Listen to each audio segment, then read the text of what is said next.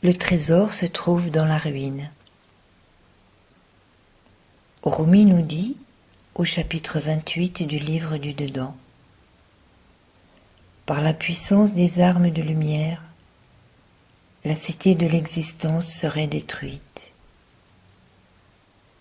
Quand un chameau entre dans une cabane, celle-ci est détruite. Mais dans cette destruction, il y a 1000 trésors. Le trésor se trouve dans la ruine.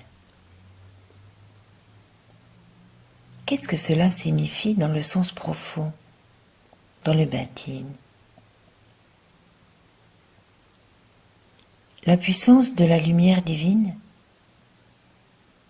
lumière d'amour de Dieu, elle seule est capable d'anéantir les édifices que nous avons érigés en nos cœurs, en nos corps, pour nous protéger d'elle, la lumière, par peur de sa puissance. Quelle cité avons-nous construite? Une forteresse, avec moult cachettes, méandres, remparts, tours de contrôle, et une garde super entraînée et efficace qu'est notre mental gouvernant cette cité.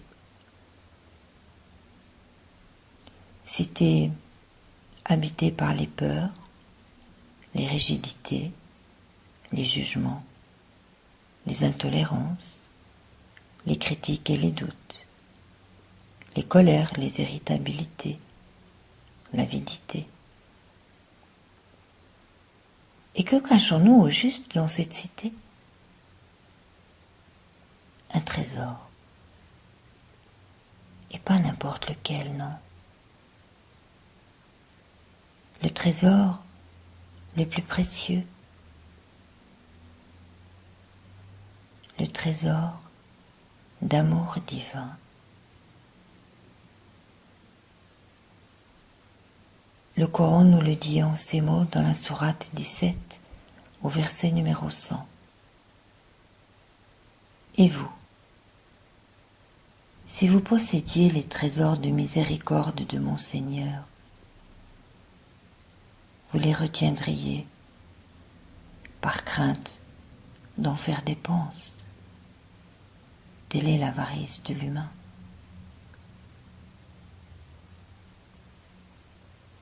Oui, seule la puissance des armes de lumière peuvent anéantir nos peurs et tous nos efforts à combattre l'amour. Elle agit comme un chameau qui entrerait dans une toute petite cabane, la détruisant sur son passage, découvrant ainsi, dans les ruines de ses murailles, le trésor. C'est de cette destruction dont il est question. Détruire tout ce qui fait obstacle à la libre circulation de la lumière d'amour de Dieu en nous. Rendre le trésor libre d'être utilisé. Manifester à chaque instant sa richesse et sa grandeur, sa puissance et son abondance. Il est bien clair que cela ne se fera pas tout seul. Nous devons y travailler, nous y engager, fournir des efforts persévérants pour nous soumettre à Dieu, à sa lumière. La prière est et reste la première tâche. La méditation régulière et assidue en est une autre. Le jeûne aussi. Les retraites silencieuses, d'autres encore.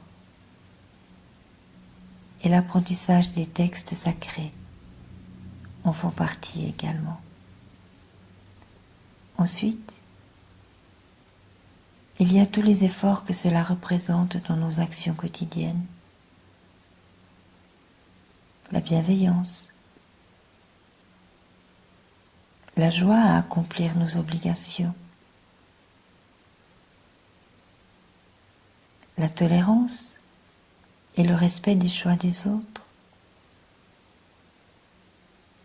l'apprentissage à voir et regarder la beauté divine en tout et en tous. Tout cela, pratiqué consciemment, aboutira à une abondance de lumière et d'amour en nos cœurs, et la paix, la sérénité,